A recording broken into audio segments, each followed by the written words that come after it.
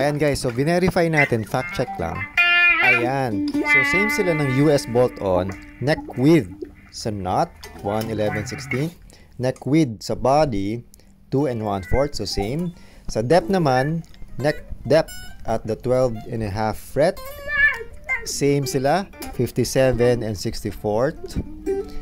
Pero neck depth, so 1/2 fret, 53 64. Yes, mas makapal po si US bolt-on ng 1 64. Tama ba ako? Kasi ang SE CE24 ay 52 64. Yes. So lamang ng 1 64 sa depth ang US na bolt-on as CE24.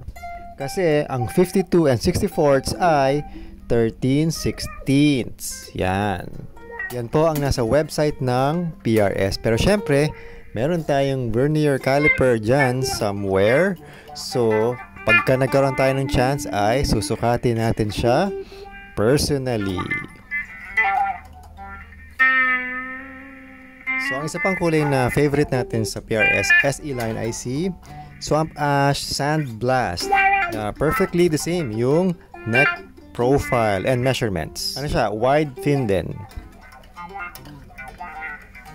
Compared naman kay SE Standard 2408. Save din natin to before kasi ito yung pinakaabot kaya natin noon dapat. Ay may perfectly the same neck profile na wide thin. Neck width sa nut ay 1 11/16 din. Neck width sa body 2 1/4. Neck depth sa 1/2 fret malapit sa nut ay 13/16. So eksakto. Neck depth naman sa 12.5 fret ay 57/64. Eksaktong-eksakto sa bolt-on.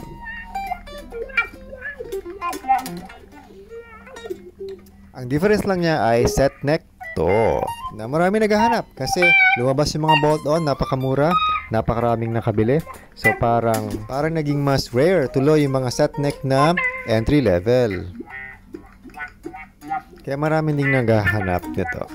Sa other finishes naman, specialty, yung mga Swamp Ash. Napaka-pogi rin. Meron po tayong vlog dyan. Napakaaga natin na vlog. Salamat po sa Guitar Pusher.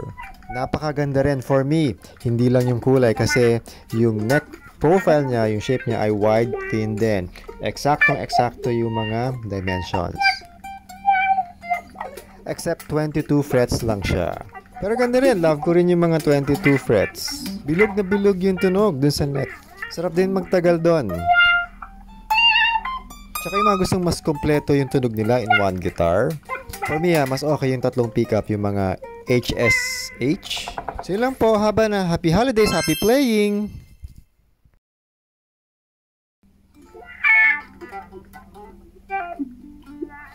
Hi guys, so ito yung second compilation natin ng fingerstyle with tremolo via PRS SE CE24. Sorry, napasarap lang talaga. Binawasan ko pa yan ha, partida ha.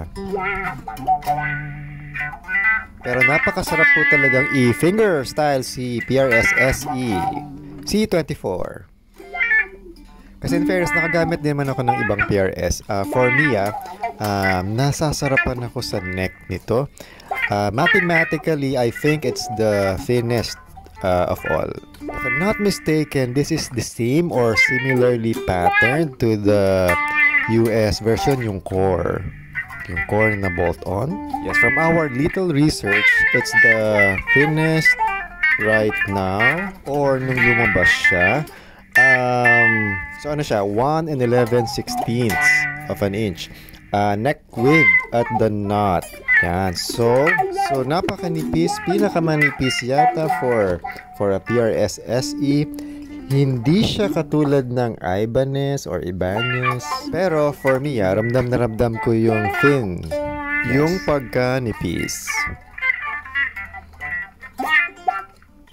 So manipis talaga siya, wide thin. Compared sa pattern vintage na McCarty, hindi Marty Friedman. Although trivia guys, may Marty Friedman na PRS. Yes, single cut yata to. So ito yung next na hinahanap natin. Hinahanap lang naman, hindi pa natin bibili. Promise. So, same sila ng width na McCarthy. 1 and 11/16 yung sa width sa knot. Tapos, neck width sa body, 2 and 1/4, same sila. Pero sa depth, guys, doon nagkakatalo. Deeper yung mga ibang neck shape ng PRS. Ang neck depth sa 1/2 fret or malapit sa knot ay 7/8. Yes. So, mas malaki siya sa 13/16. Yes. So malaki ng konti kasi ang 7/8 ay 14/16. So, mas malalim siya ng 1/16.